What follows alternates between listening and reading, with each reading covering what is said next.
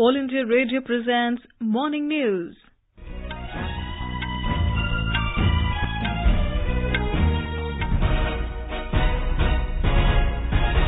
Good morning. I am Saira Mujtaba. The headlines. United States to set up 6 nuclear power plants in India. China blocks bid to designate JeM Chief Masood Azhar as global terrorist in UNSC. India and Pakistan to discuss modalities for Kartarpur Corridor today. Election Commission to hold Central Observers meeting for Lok Sabha elections in New Delhi. British MPs vote to reject possibility of the UK leaving European Union without a withdrawal agreement. And in cricket, Australia clinch one-day series against India by 3-2, defeating hosts in the final ODI.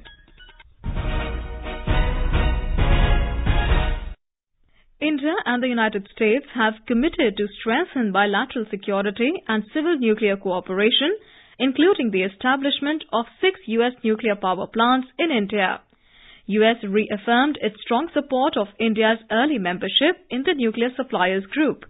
This commitment was made at the 9th round of the India-U.S. Strategic Security Dialogue held in Washington, D.C. yesterday.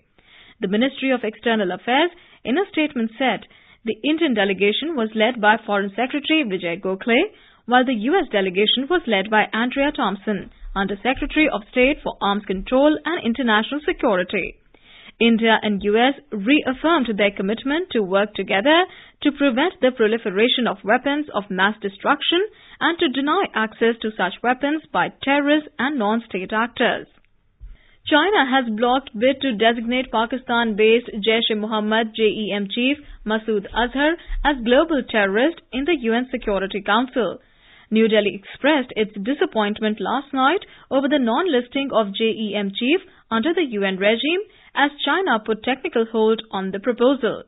The Ministry of External Affairs in a release said this move prevented action by the international community to designate the leader of JeM, a proscribed and active terrorist organization which has claimed responsibility for the Pulwama attack on 14th of February. However, India said it will continue to pursue all available avenues to ensure that perpetrators of heinous attacks are brought to justice. New Delhi said it is grateful for the efforts of the member states who moved the designation proposal and the unprecedented number of all other Security Council members as well as non-members who joined as co-sponsors. India and the United States have sought tangible and irreversible action by Pakistan against terrorist groups and leaders. U.S. National Security NSA John Bolton, in his meeting with visiting Foreign Secretary Vijay Gokhale, said that the Washington stands shoulder to shoulder with New Delhi in its fight against terrorism. In a tweet, Mr. Bolton said that he met Mr. Gokhale to advance progress on the U.S.-India strategic partnership and shared vision for the Indo-Pacific, as well as reiterate that the U.S. stands shoulder to shoulder with India in the fight against terrorism. India and Pakistan will discuss and finalize the modalities for Kartarpur Corridor today. The first meeting between the two countries will be held at the Indian side of the Atari-Wagah border. Both Indian and Pakistani delegations reached Amritsar yesterday to participate in the meeting. India has also proposed a technical-level discussion on the alignment of the corridor today. The meeting is being held in keeping with government's decision to operationalize the Kartarpur Corridor on the occasion of the 550th birth anniversary of Guru Nanak Dev in November this year. A report.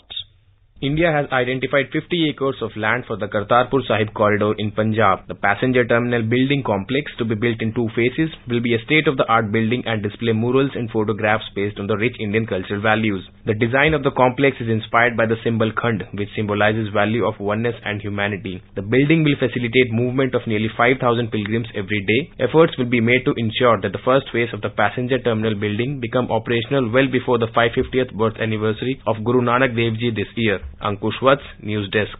New Delhi maintains that security is of paramount importance for the Indian side and discussion with Pakistan is only related to pilgrimage to the Kartarpur Sahib.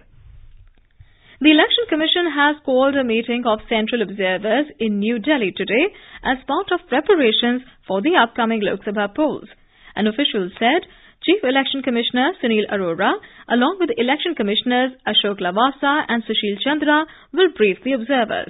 Our correspondent reports that this is the first such meeting since election dates were declared on 10th of this month. Election Commission has till now earmarked deploying over 800 expenditure monitoring observers for the multi-phase polls that begin on 11th of next month. The Commission's mechanism to curb black money and illegal inducements like liquor and drugs will be shared with the expenditure monitoring observers during the day-long meeting today. The observers are drawn from various central services like the Indian Revenue Service, the Indian Administrative Service and the Indian Police Service, apart from others, and they are considered to be on EC duty till the election process ends. Suparna Saikya, AIR News, Delhi. The Election Commission appointed Special Observers team is visiting Srinagar today for fresh assessment of ground situation for holding the Assembly elections in Jammu and Kashmir. Official sources said the three-member team comprising of Vinod Zishi, Dr. Noor Muhammad and A.S. Gill will interact with the representatives of mainstream political parties, district election officers, security officials and other stakeholders today. The team would hold similar exercise tomorrow in Jammu. The team would also meet the Chief Secretary and State Police Chief in Jammu.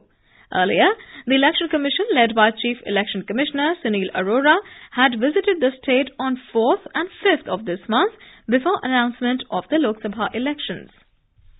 The Congress has released second list of 21 candidates for the upcoming Lok Sabha elections. The list consists of 16 candidates for Uttar Pradesh and 5 for Maharashtra. Uttar Pradesh Congress Chief Raj Babbar will contest from Muradabad, Party leader Sanjay Singh from Sultanpur, former Union Minister Sri Prakash Jaiswal from Kanpur. The party has fielded Priya Dutt from Mumbai North Central, Sushil Kumar Shinde from Sholapur and Milind Deora from Mumbai South. The Janata Dal United will contest 3 Lok Sabha seats in Uttar Pradesh. Party General Secretary K.C. Tyagi said they will put candidates in Robertsganj, Kanpur Dehat and Pilibhit. He said the party will also contest elections in Manipur and Lakshadweep. For quick news updates, follow us on Twitter @AIR News Alerts. British MPs have voted to reject the possibility of the United Kingdom leaving the European Union without a withdrawal agreement in place. This vote is set to delay the March 29 Brexit deadline. British Prime Minister Theresa May had tabled a government motion against a no-deal Brexit within the March 29 deadline, which was passed by the House of Commons with a majority of 43 votes, as 321 MPs backed it and 278 opposed it yesterday. All eyes will now be on a vote today, which is most likely expected to seek an extension to the time available for the UK to negotiate a new divorce arrangement with the EU. Global aircraft manufacturer Boeing has recommended a temporary suspension of its entire world fleet of the 737 MAX aircraft. The move comes after several countries, including India, China, European Union and the United States, banned the use of the aircraft in the wake of the Ethiopian Airlines crash that killed 157 people on board. Dennis Muilenburg, Boeing's president, CEO and chairman, in a statement said that the company was doing everything to understand the cause of the accidents in partnership with the investigators and help ensure this does not happen again. In Syria, 13 civilians were killed, including 6 children in Idlib province in Russian airstrikes. The Britain-based Syrian Observatory for Human Rights said 60 people were also injured in the airstrikes yesterday at the last major rebel bastion. Back home, the Supreme Court is set to hear the review plea on the Rafal case today. The centre, filing an affidavit in the court yesterday, said that the documents filed by the petitioners in the case are sensitive to national security. The Defence Ministry's affidavit said those who conspired in photocopying the papers have committed a crime and put the security in jeopardy by leaking them. It said an internal inquiry is underway to find out the leakage. The affidavit said documents attached by the petitioners, former Union Ministers Yashwant Sinha and Arun Shourie, and advocate Prashant Bhushan are related to war capacity of the combat aircraft. Arunachal Pradesh BJP President Tapir Gao said that they will declare the name of candidates for the forthcoming assembly as well as Lok Sabha elections in the state Sunday. Speaking to media person in Itanagar, Mr. Gao said that the BJP will have no alliance with any party in the state and will field candidates in all the 60 assembly seats. Today is World Kidney Day. This day is observed annually on the second Thursday in March to create awareness on the importance of kidneys and reducing the frequency and impact of kidney diseases. The theme this year is Kidney Health for Everyone, Everywhere, which calls for universal health coverage for prevention and early treatment of the disease. Australia clinched the one-day series against India by 3-2 after defeating the hosts by 35 runs in the final ODI in New Delhi last evening. Chasing a victory target of 273 runs, India were all out for 237 runs in the stipulated 50 overs. Australia's Usman Khawaja was adjourned man of the match and man of the series. Special Olympics World Games 2019 will commence at Abu Dhabi in UAE today.